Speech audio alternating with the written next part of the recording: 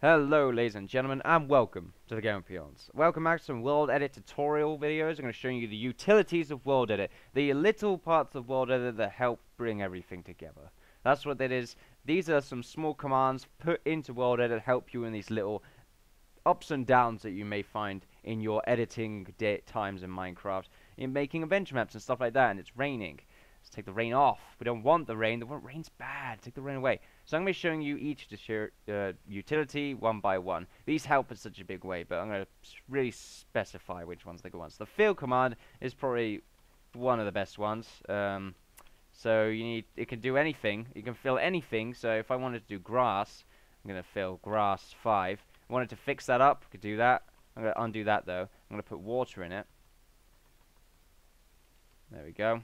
You can put water in it, and what you can also do is a drain tool specifically done for water. This one does have a radius, and it will get rid of anything within 50 radius. I'm not too sure how much blocks that is, but that's probably a lot of blocks. I'm not too sure if there is a mass selection tool of some kind, but if you was to select one block and then do 50 in every direction, then that would be the radius of 50.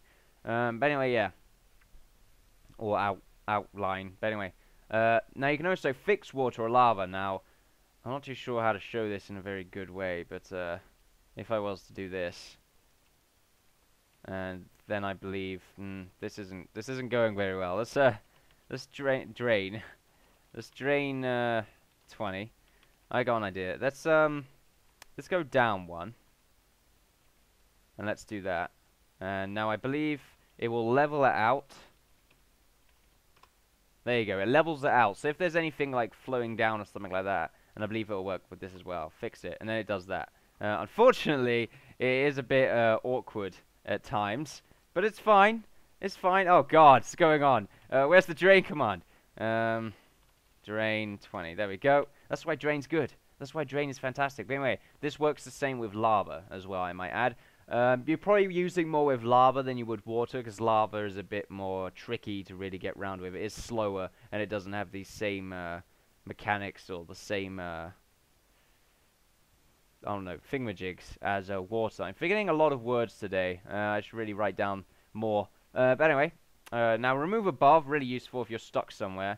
You've been building in the same place for ages now, but you're like, oh God, where's the exit? I'm going to just build up. Instead of doing that, just do remove above. There's also a teleportation tool that helps you do this. If you want to teleport right up, I'm showing you that one in a next video. In another video. So that's what that does. You can also do a remove below. Unfortunately, remove below is a bit awkward, because you sometimes will have the time. If you're like right in the center of a block, you will fall down, and it will be quite heartbreaking if you were to fall down there. But if you go in between a block, you should be fine.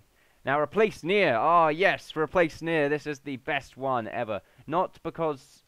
It's mainly good because there's a bunch of different ways you can use it. So I'm going to just quickly show you here. Replace near.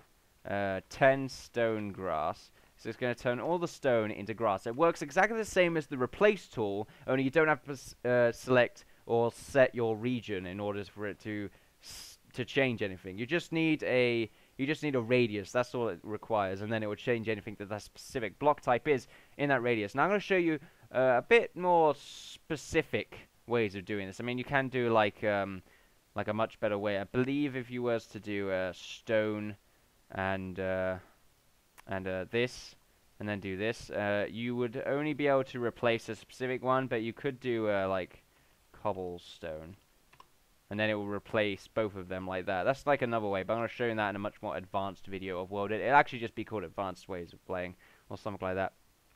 There's also one called remove near, and this is pretty much exactly the same. It just removes it, so you don't need to have a from block to a to block. And that's really awkward to say.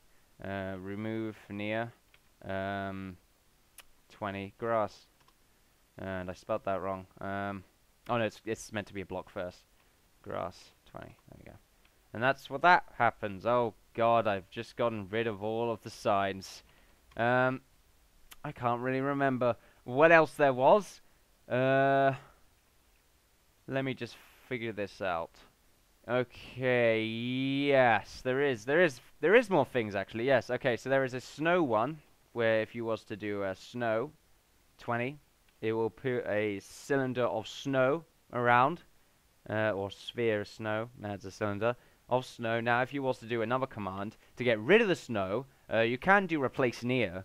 Like, well, at least I believe you can replace near, like 20 snow 0. That's the one way to get rid of it. Or you could do a much easier way, which is 420, and that gets rid of all snow within a cylinder kind of shape as well.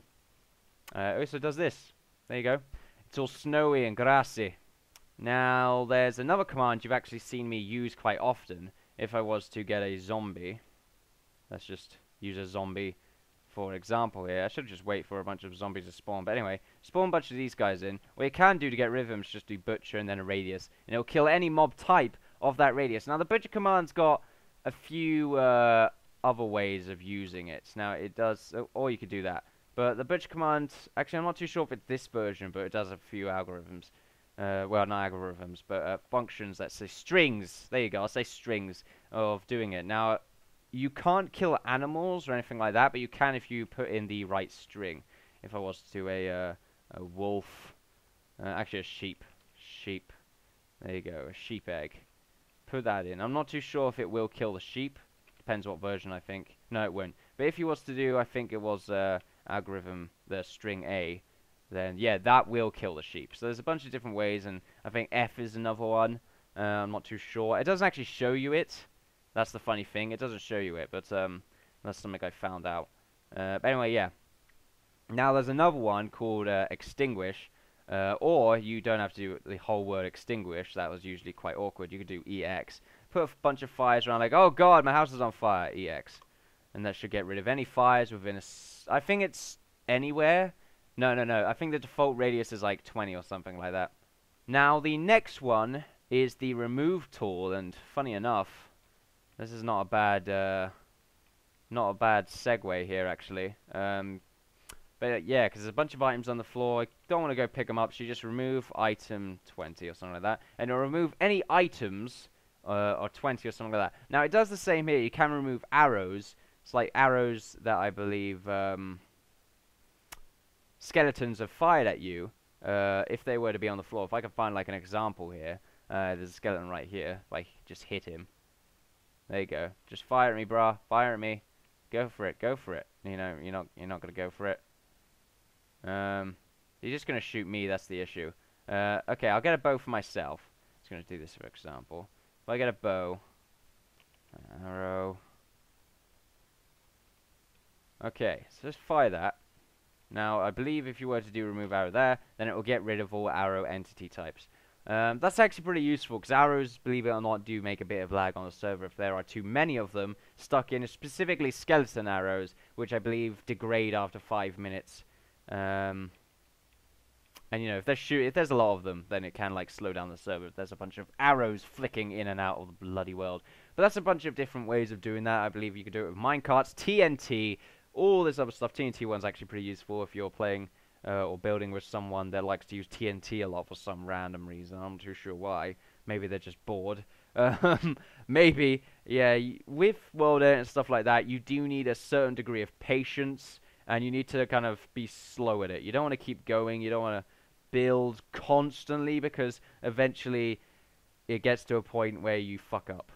You fuck up quite a lot. WorldEdit is quite a powerful program. Not the powerfulest, but if you do like a mistake, the undo tool is there, but sometimes mistakes can't like be taken back if it's like water or something like that. Or like you just saw right then, I couldn't undo all those signs because they were destroyed by the thing that I've previously spawned in, being the water. Some stuff you can't undo. Some stuff like that do happen. Like if you use TNT, if you spawned a bunch of TNT in and it came down and exploded a bunch of stuff, but if you were to undo that, it wouldn't undo the stuff that's been exploded. That would have happened. It would just undo the TNT, which would have moved anyway.